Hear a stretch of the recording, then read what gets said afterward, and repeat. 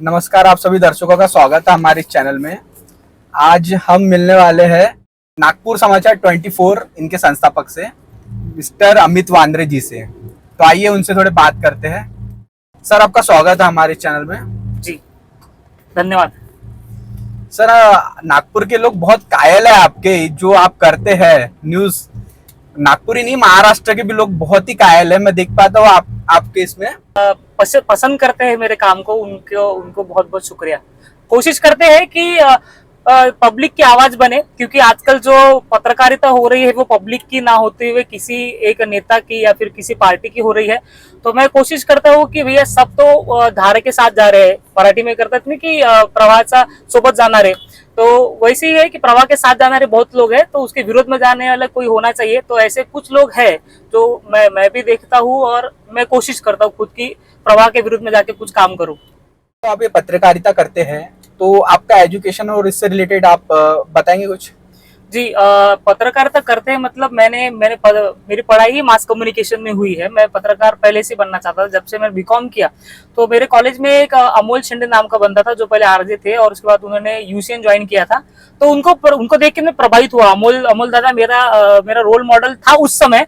तो उनको देखकर मैं सोच रहा था कि चलो पत्रकारिता बीकॉम करने के बाद एमकॉम करने से अच्छा अकाउंटेंट खींचने जैसा पत्रकारिता की जाए। तो मैंने पत्रकारिता करने की कोशिश की। तो फिर मैं बीएनसी में मैंने मास कम्युनिकेशन किया 2 साल।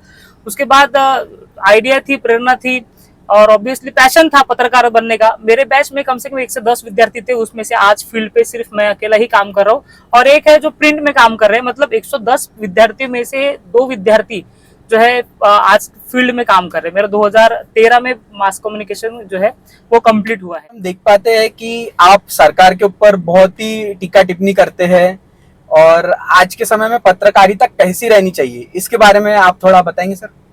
जी, पत्रकारिता आज के समय से लेकर पहले भी पत्रकारिता एक जैसी ही रहनी चाहिए थी। और हमें जो पढ़ाया गया, जिन टीचर से मैं पढ़ा, तो उन्होंने हमें यही बताया है कि गिलास में आधा पानी भरा है और वो लोग आपको सरकार बताएंगे कि आधा पानी भरा है। आपको देखना सिर्फ आधा पानी खाली है, आधा गिलास खाली है, यही देखना है। तो यही पत्रकारिता जिन्होंने हमको सिखाया है, वही सिद्धांत के ऊपर काम करने का मैं कोशिश करता हूँ।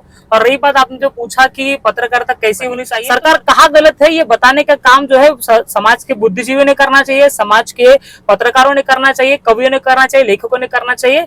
यही मैं सीखा हूँ और यही कोशिश करता हूँ कि सरकार की आलोचना करूँ। मैं उनका विरोधक नहीं हूँ, लेकिन जो गलत है उसका आलोचना करने की कोशिश करता हूँ। कई लोग कहते हैं कि आप बड़े बड़े नेताओं को जो है आसानी से उनका नाम इस्तेमाल करके उनकी आलोचना करते हो, तो सही है और करना भी चाहिए। क्योंकि आप समझिए कि हर कोई परिपूर्ण नहीं होता है, कहीं ना कहीं कोई ना कोई गलती करता है। आप नागपुर जैसे शहर में रहते हो जहाँ पे सांसद नितिन गडकरी जी है, क्या नागपुर में कोई समस्या नहीं है? समस्या है, लेकिन नितिन गडकरी जी का नाम इतना बड़ा है, इतना ओहदा उनका बड़ा है कि कोई उनके खिलाफ बात करने के लिए तैयार नहीं। आप जहाँ पे आज खड़े उत्तर नागपुर में, आप खुद ही बता सकते हो कि यहाँ पर कितनी परेशानी। क्या उत्तर नागपुर का क्षेत्र उनके कार्य क्षेत्र में नहीं आता है? लोकसभा विधानसभा क्षेत्र में नहीं आता है कि उत्तर नागपुर में क्या समस्या है नितिन गडकरी जी ने नहीं देखना चाहिए? बिल्कुल देखना चाहिए। क्या यहाँ के आमदारों ने इसका ध्यान नहीं देना चाहिए? नितिन राउत जी ने इसके ऊपर ध्यान नहीं देना चाहिए? तो बिल्कुल देना चाहिए। तो ये सवाल नितिन गडकरी जी है, नितिन राउत हो या फिर अन्य कोई भी हो, सवाल यही है कि जहां पर गलती है, जहां पर सामान्य जनता को परेशानी है, वहां पे मुद्दा उठाना कोई गलत नहीं है। और आज की विषय यह है कि लोगों को यही पता नहीं है कि हम लोकशाही में जी रहे हैं। लोग क्या करते हैं कि एक नेता के ऊपर एक नेता की पूजा करने लग जाते हैं। गडकरी साहब के जो भक्त होंगे वो उनकी पूजा करते हैं, उनके खिलाफ कोई बोल दिया तो वो आपके अगेंस्ट में आ जाते हैं। नितिन राउत जी के कई लोग भक्त होंगे, उनके अगेंस्ट में कुछ बोल दिए तो उनके कुछ लोग आके आपको धमकाने की कोशिश करते हैं। तो ये सारी चीजें चलती है, लेकिन समझ लीजिए कि ये लोकशाही है, यहाँ पर कोई राजशाही चल रही नहीं है। लोकशाही में बोलने का अधिकार है, संविधान हमको जो है बात करने का अधिकार देता है, फ्रीडम ऑफ स्पीच देता है। तो इसलिए बोलने का अधिकार मुझे, तो आपको भी, हर व्यक्ति को बोलने का अधिकार है। तो बोलना चाहिए, जहां गलत है बोलना चाहिए, जहां आपको लगता है कि सरकार ने अच्छा काम किया तो अप्रिशिएट करना चाहिए, वो करते ही है, पत्रकार हमेशा ही करता है। लेकिन आजकल क्या हुआ है कि कुछ पत्रकार की दो विभाजन हो गया है कि कुछ पत्रकार ऐसे है कि टोटली सरकार को जो है लुटांगन हो गया, वो उनके पैर में ही गिर गए। कुछ रवीश जी ऐसे बोलते, रवीश कुमार जी बोलते हैं कि चाटुकारिता हो गई है या फिर गोदी मीडिया हो गई है। नागपुर में समस्या, रास्ते की समस्या है, रोड मिनिस्टर नागपुर से ही है और गड्ढे हैं। आप सामने देखिए, आपके सामने गड्ढे दिखाई देंगे, तो अगर आप दिखाई तो दिखाइए, वो सामने का गड्ढा दिखाइए कि ये गड्ढा है रास्ते में। तो ये अगर ये काम हाईवे मिनिस्ट्री का नहीं होगा, लेकिन नागपुर महानगर पालिका क्षेत्र में आता है, तो और क्षेत्र के अंदर सांसद जी उसमें होल एंड सोल है, वो कह सकते हैं अधिकारी को कि रास्ते पे गड्ढे किए, उत्तर नागपुर इतना परेशान क्यों है। अगर ये चीज अगर होती है और हम नितिन गडकरी जी के खिलाफ दो शब्द बोलते हैं तो गलत नहीं है, हम आलोचना कर रहे हैं, हम कोई उनके विरोधक नहीं, हम तो उनके फैन ही है। लेकिन गलत है तो गलत है, पत्रकारिता ऐसी होनी चाहिए, जो गलत उसको गलत बोलिए, जो सही है तो सही बोलिए। यही काम करने की कोशिश जो है हम हमारे पत्रकारिता के माध्यम से कर रहे हैं। और एक चीज बताना चाहूंगा कि ये चीज बोलने का मुझे इतना हिम्मत क्यों आती है, क्योंकि मैं अपना इंडिविजुअल चैनल चलाता हूँ, खुद कमाता हूँ। कि जो पत्रकार है उनको अपनी नौकरी की पड़ी है, तो इसलिए वो अपनी नौकरी बचाने के लिए किसी के खिलाफ नहीं बात करते। कई पत्रकार है जो इतने अच्छे हैं, इतने कलम उनकी जब चलती है तो सारा पूरा का पूरा प्रशासन हिल जाता है। लेकिन क्या होता है कि वो अपने नौकरी से हाथ धोने की उनका डर है, तो आजकल वो कुछ नहीं बोलना ही बेहतर है।